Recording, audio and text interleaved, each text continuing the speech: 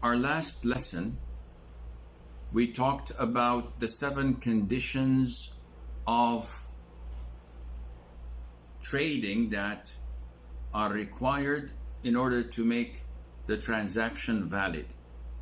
So we talked about the agreement or the consent between the 2 parties involved, which means that if one of them was forced or was not at agreement, then the transaction is not valid.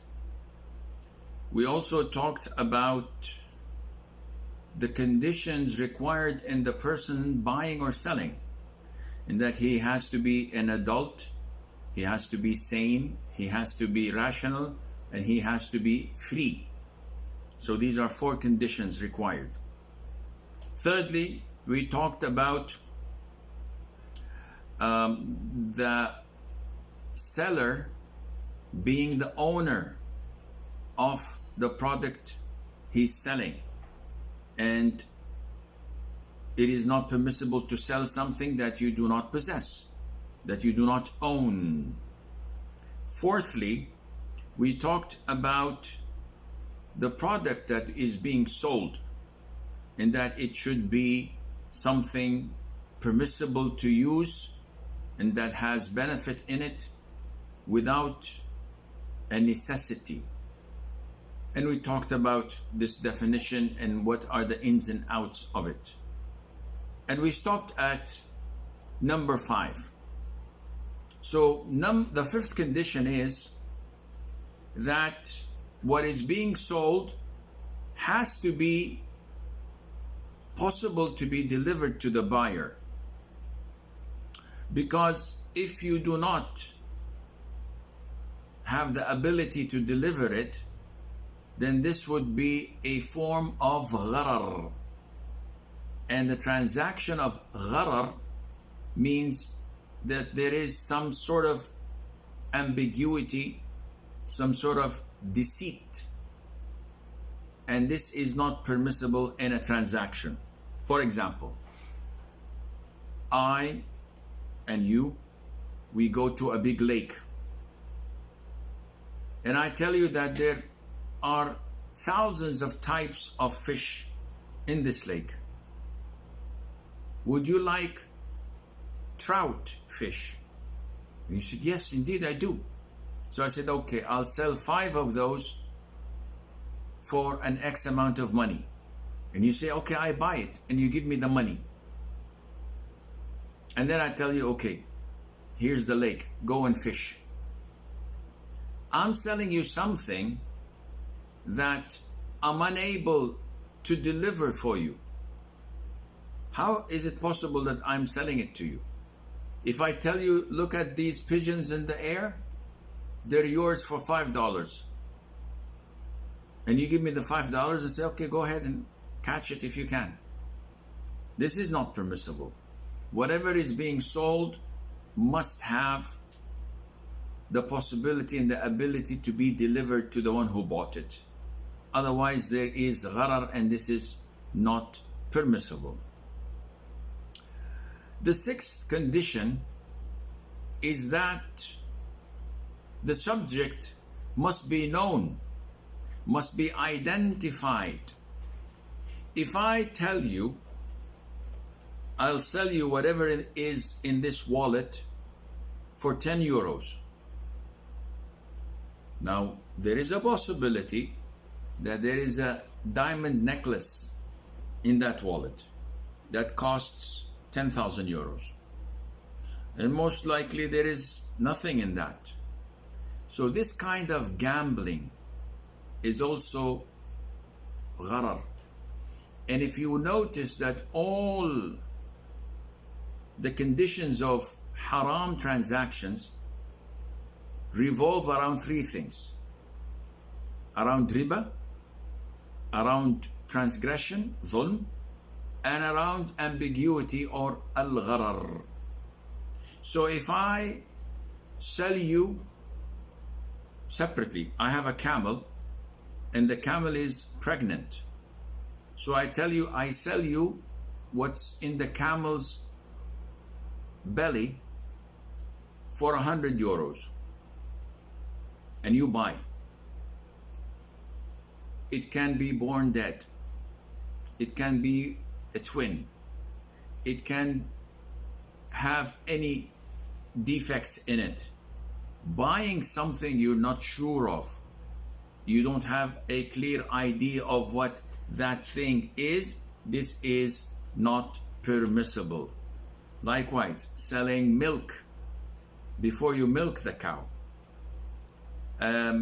Few different types of transactions by name, which the Prophet ﷺ prohibited, such as bay'ul hasat. Al-hasat is a pebble, small stone. The Arabs used to say, throw your stone, and whatever it falls upon, it's yours for €1. So this kind of ambiguous transaction is haram. Other interpretation for that is to hold the stone and you say, throw it as far as you can. As far as it reaches, this land is yours for 100,000 euros. Again, this is ambiguous. You can be weak and only drop it for 2 meters, and you can be very strong and throw it for hundreds of meters. So such ambiguity is haram in Islam. Likewise, bay'ul mulamasa. When I come and I tell the seller or the buyer, either one, he says, whatever you touch is yours for $10. And usually it's a dark place. So he just puts his hand on whatever he can touch, and then all of a sudden discovers that he landed a jackpot and he touched something very expensive, or that he only touched some junk or trash. So this is also haram. Likewise, bay'ul munabatha. When we agree, whatever I toss and throw to you, you will buy it for $10. So I can throw something cheap, I can throw something expensive. This kind of transactions are totally prohibited in Islam. Finally, the 7th condition is that what is being sold should be defined and the price should be clearly stated. So before we depart, I must tell you what I'm selling you, and you must know what you're buying. At the same time, you must tell me how much you're paying for, and I must accept that. It is not permissible to say, I sell you my mobile phone, and you say, I accept. So now we know the mobile phone, but how much is the price? We don't know. And we depart and leave. The following day, I say, where's my phone? I said, where's my money? So you give me $50. I said, no, I was hoping for a $500. I said, no, this is too much. I can buy a better version, a newer one. And we get into dispute. Islam prohibits such disputes. You have to be clear on what you're buying and what you're selling, and how much you're paying for that. Likewise, if I tell someone, listen, I'll sell you my mobile phone for $100. I said, yeah, I accept. Here's $100. And then I bring him an old 1995 Nokia, maybe. So what is this? So this is a mobile phone. So this is like 25 years old. And this is not considered even to be a phone. It's considered to be a fossil, maybe. He said, this is all what I have. We get dispute. So he has to know exactly what he's buying, the specs, the color, the looks of it. It's not sufficient for me to go to a butcher's shop and say, I'd like to buy a sheep. He said, I have sheep. I said, okay, how much? He said, 500. And I give him 500. Okay, what is the weight of the sheep? Is it a male or a female? How old is the sheep? All of these render the transaction invalid, because I must know before we get into this contract so that I would not feel I was fooled. So many times in Arab countries where they don't have a meter in their taxis, you go in a taxi or in a cab and you say, I'd like you to drop me at such and such place. How much? He said, get in, no problem. We won't dispute. No, how much? No problem. Don't worry about it. You get in. When you reach your destination, the guy says, I need 100. And he said, Akhi, this usually people take 10. So no, this is too little. And you start to fight. You get someone to work in your apartment, a plumber. How much are you gonna charge me for fixing the faucet? Oh, no problem. Don't worry, it's nothing. And after he finishes, he asks for 100, where I see that he only deserves 10. So you have to be clear.